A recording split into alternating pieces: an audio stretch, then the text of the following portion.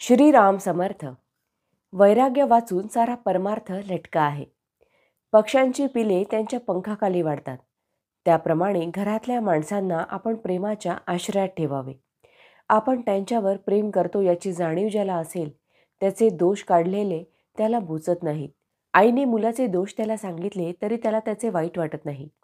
रोग्याच्या अंगातला ताप निघाला की त्याला शक्तीचे औषध लागू पडते, कारण शक्ती येणे हे स्वाभाविक आहे. त्याचप्रमाणे अंतःकरण शुद्ध झाले की परमार्थ सोपा बनतो. परमार्थात मनाचे कष्ट आहेत, कारण आपल्याला मनाच्या आजपर्यंतच्या सवयीच्या उलट जायचे आहे आणि म्हणूनच परमार्थाला अगदी स्वतःपासून सुरुवात करायची असते. आतमध्ये भगवंताचे अनुसंधान ठेवून बाहेरून वृत्ती आवरण्याचा जो प्रयत्न करील त्याला परमार्थाचा अनुभव फार लवकर येईल. आपण आपले मन भगवंताच्या अनुसंधानात मोठ्या काळजीपूर्वक ठेवले असताना त्याच्यावर आघात करायला विषय अगदी टपलेला असतो. मन जरा भगवंतापासून बाजूला झाले की पुरे. विषयाने त्याच्यावर घाला घातलाच म्हणून समजावे. साधकाने रात्रंदिवस अगदी डोळ्यात तेल घालून जपले पाहिजे. म्हणून परमार्थ म्हणजे अखंड सावधानता होय. प्रपंच आणि परमार्थ वेगळा नाही. प्रपंच अनासक्तीने आणि आनंदाने करणे हाच परमार्थ. परमार्थाच्या आड काय येते?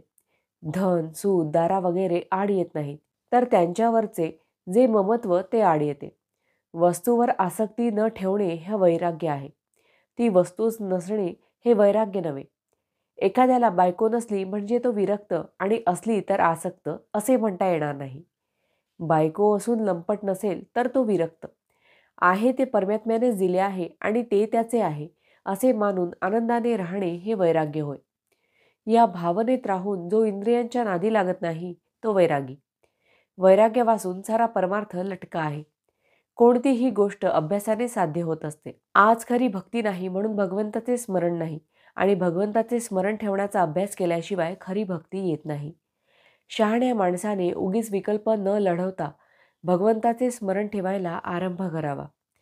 ज्या ठिकाणी आपल्या ओळखीचे कुणी नाही, आपले आप्त कुणी नाहीत, जिथे आपल्याला कोणी मान देत नाही, अशा ठिकाणी राहून अनुसंधानाचा अभ्यास करावा. जिथे कोणी आपल्याला ओळखीचे नाही असे स्थान आपल्या अभ्यासाला फार चांगले असते. भावार्थ. बाह्यांगाने करावी प्रपंचाची संगती, चित्ती असावा एक रघुपती. जानकी जीवन स्मरण जय जय राम. महारुद्र हनुमान की जय. समर्थ रामदास स्वामी महाराज की जय. सब संतन की जय. श्री अनंत कोटि ब्रह्मांड नायक राजाधिराज सच्चिदानंद सद्गुरु श्री ब्रह्मचैतन्य महाराज की जय.